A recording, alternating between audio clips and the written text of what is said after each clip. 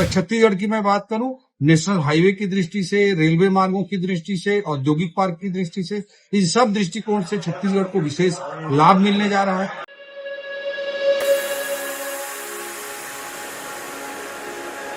2047 तक भारत को विकसित राष्ट्र बनाने के लिए मोदी जी के 3.0 का पहला बजट 11वें साल में आया है, जो विकसित भारत 2047 तक बनाने के लिए नींव के पत्थर के रूप में काम करेगा।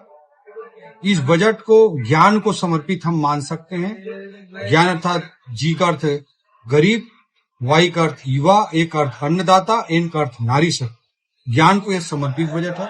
और फोकस वे में मैं अगर कहूं तो युवा और युवाओं को प्राइवेट सेक्टर में अच्छा रोजगार, मैन्युफैक्चरिंग के सेक्टर में, लेबर इंटेंसिव मैन्युफैक्चरिंग के सेक्टर में देने वाला यह बजट है।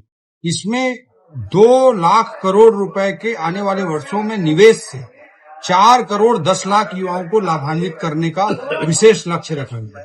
इसमें 1 करोड़ युवा भाई बहनों को आने वाले 5 सालों में इंटर्नशिप का प्रावधान किया गया है, जिसमें 5,000 रुपए उनको प्रति माह इंटर्नशिप असिस्टेंस के रूप में प्रति माह दिया जाएगा। इस तरह का बड़ा स्टेप इस बजट में रखा गया है। जो अर्बन हाउसिंग आने वाले 5 वर्षों में 3 करोड़ आवास निर्माण का लक्ष्य रखा गया है।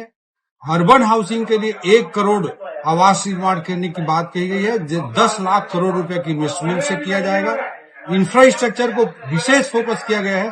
2014 में जब मोदी जी की सरकार नहीं थी, उसके पहले 3.5 लाख करोड़ रुपए देश के इंफ्रास्ट्रक्चर पर इन्वेस्टमेंट होता था। वो आज 3 गुना से भी ज्यादा बढ़ाते हुए मोदी जी ने इस बजट में 11,11,111 करोड़ रुपए इंफ्रास्ट्रक्चर पर इन्वेस्टमेंट की बात कही है। इस तरह से युगांतकारी निर्णय लिए गए हैं। आने वाले समय के चैलेंजेस को समझते हुए 109 अलग अलग ब्रीड जो ग्रीन हाउस इफेक्ट को संभाल सके, ऐसे फसलों की ब्रीड, ऐसे हॉर्टिकल्चर 32 क्रॉप्स जो हाई प्रोडक्टिविटी और क्लाइमेट रेजिलिएंट हो, जो क्लाइमेट चेंज के इम्पैक्ट को संभाल सके, उनकी बात करनी। न्यूक्लियर एनर्जी की बात करना। जो इनोवेशन फंड 1 लाख करोड़ रुपए का रिसर्च और इनोवेशन के लिए 1 लाख करोड़ रुपए का प्रावधान करना, विकसित भारत की ओर भारत के मजबूती से बढ़ते कदम है। प्रधानमंत्री जनजाति उत्थान योजना विशेष रूप से लागू की गई है, जिसके तहत 63,000 गांवों के 5 करोड़ आदिवासी भाई बहनों को विशेष रूप से लाभान्वित किया जाएगा। 100 इंडस्ट्रियल कॉरिडोर बनाने की भी बात इसलिए कही गई है। जहां तक छत्तीसगढ़ की मैं बात करूं, नेशनल हाईवे की दृष्टि से, रेलवे मार्गों की दृष्टि से, औद्योगिक पार्क की दृष्टि से, इन सब दृष्टिकोण से छत्तीसगढ़ को विशेष लाभ मिलने जा रहा है। नागपुर से रायपुर और रायपुर से विशाखापट्टनम, ये भारतमाला के तहत एक रोड बनाने का काम चल रहा है। आने वाले वर्षों में ये इंडस्ट्रियल कॉरिडोर के रूप में विकसित होगा और छत्तीसगढ़ की पूरी इंडस्ट्रियल जो सर्कल है, वाटरवेज से, जल मार्ग से विशाखापट्टनम के माध्यम से जुड़ पाएगी। इस तरह के बड़े बड़े स्टेप लिए गए हैं।